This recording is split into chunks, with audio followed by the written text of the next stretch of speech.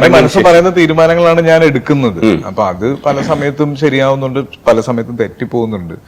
അപ്പൊ അത് ഞാനൊരു ഇൻഡിവിജ്വൽ അല്ലേ, അപ്പൊ അത് എനിക്ക് എന്റേതായ രീതികളുണ്ട്, എന്റേതായ പ്രശ്നങ്ങളുണ്ട്. അപ്പൊ അതിൽ കാര്യമൊന്നുമില്ല. പിന്നെ ഒരു സ്റ്റാർഡം എന്നുള്ളത് ഞാൻ ഇതുവരെ ആസ്വദിച്ചിട്ടില്ല. ഞാൻ അതിനേക്കാൾ കൂടുതൽ ഒരു ആക്ടർ എന്നുള്ള രീതിയിലാണ് സന്തോഷം കണ്ടെത്താൻ നോക്കിയിട്ടുള്ളത്. അപ്പൊ അത് എന്റെ മാത്രം രീതിയാണ്. അപ്പൊ അത് എല്ലാവരും അതുപോലെ ആയിരിക്കണം എന്നില്ല. അപ്പൊ ഞാൻ ചെയ്യുന്ന സിനിമകൾ, എനിക്ക് സിനിമയോട് എപ്പോഴും ഭയങ്കര എക്സൈറ്റ്മെന്റ് ആണ്. അപ്പൊ എന്റെ നമ്പർ ഓഫ് സിനിമാസ് കൂടുന്നതിന്റെ കാരണം അതാണ്. എനിക്ക് സിനിമകൾ ചെയ്തുകൊണ്ടേ ഇരിക്കണം.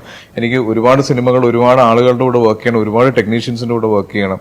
അപ്പൊ അത് എപ്പോഴും എനിക്ക് അതൊരിക്കലും കൺട്രോൾ ചെയ്യാൻ പറ്റില്ല. അത് എന്റെ എക്സൈറ്റ്മെന്റിന്റെ ഒരു പ്രശ്നമാണ്. അപ്പൊ അത് ഞാൻ അങ്ങനെ സിനിമകൾ ചെയ്തുകൊണ്ടിരിക്കുന്നത്. അത് ഞാൻ ഒരുപാട് ആഗ്രഹിച്ച് ഒരുപാട് കഷ്ടപ്പെട്ട് സിനിമയിൽ വന്ന ഒരാളാണ്. അപ്പൊ എനിക്ക് എന്റെ സന്തോഷമാണ് വലുത്.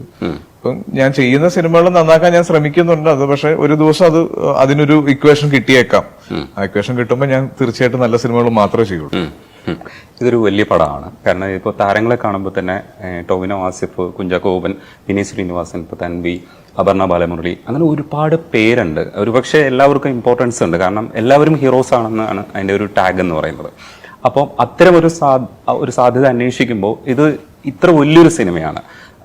എങ്ങനെയാണത് കയ്യിൽ നിൽക്കും എന്ന് ഒരു ആത്മവിശ്വാസം എപ്പോഴാണ് വന്നു തുടങ്ങിയത്? കയ്യിൽ നിൽക്കും, അതായത് നമുക്ക് അങ്ങനെയല്ല ഞാൻ അതിന് കണ്ടത്. ഞാൻ ഈ സിനിമ കണ്ടതെന്ന് പറഞ്ഞാൽ, ഇപ്പൊ ഞാനൊരു പത്രവാർത്തകളിലൂടെയാണ് എന്റെ വീട്ടിലുള്ള സമയത്തൊക്കെ ഞാൻ പത്രങ്ങളൊന്നും വായിച്ചിട്ടില്ല, യൂട്യൂബ് ചാനലിലൊന്നും കണ്ടിട്ടില്ല, ന്യൂസ് കണ്ടിട്ടില്ല. അപ്പൊ ഞാൻ ഇതിനെക്കുറിച്ച് അറിയുന്നത് ഫ്ലഡ് പോയതിന് ശേഷമാണ്. ഇങ്ങനെ ഒരു കഥ ഇവിടെ നടന്നു, എല്ലാവരും ഒരുമിച്ച് ചെയ്തു. ഇപ്പൊ ഈ പറഞ്ഞ പോലെ ആസിഫൊക്കെ ഫീൽഡിൽ ഇറങ്ങി ചെയ്തിട്ടുള്ള കാര്യങ്ങളൊക്കെ ഞാൻ അറിയുന്നതിന് ശേഷമാണ്. അപ്പൊ ഞാനിതൊന്നും അറിഞ്ഞിരുന്നില്ല. ഞാൻ വീട്ടിൽ വെള്ളം കയറിയതിനെ കുറിച്ച് ആലോചിച്ച് വിഷമിച്ചിരിക്കുന്നത് സാധാരണ മലയാളിയാണ്.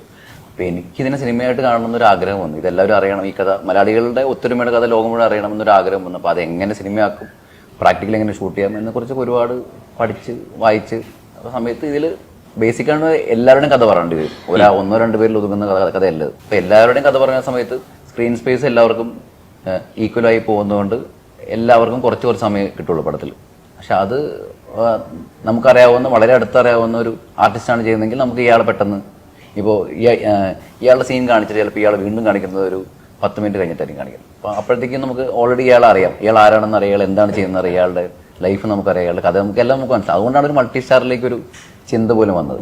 പക്ഷെ ഞാൻ പ്രതീക്ഷിച്ചതിനേക്കാളും വളരെ ഈസി ആയിട്ടിരുന്ന കാര്യങ്ങൾ. ഞാൻ വിചാരിച്ചിരുന്നത് എല്ലാവരും ഇപ്പോൾ സിംഗിൾ നായകന്മാരാണല്ലോ, എല്ലാവരും എസ്റ്റാബ്ലിഷ് ചെയ്തിട്ടുള്ള ആൾക്കാരാണ്. ആർക്കും അങ്ങനെ ഒരു മൾട്ടി സ്റ്റാർ പടം ചെയ്യേണ്ട ആവശ്യകത ആർക്കുമില്ല.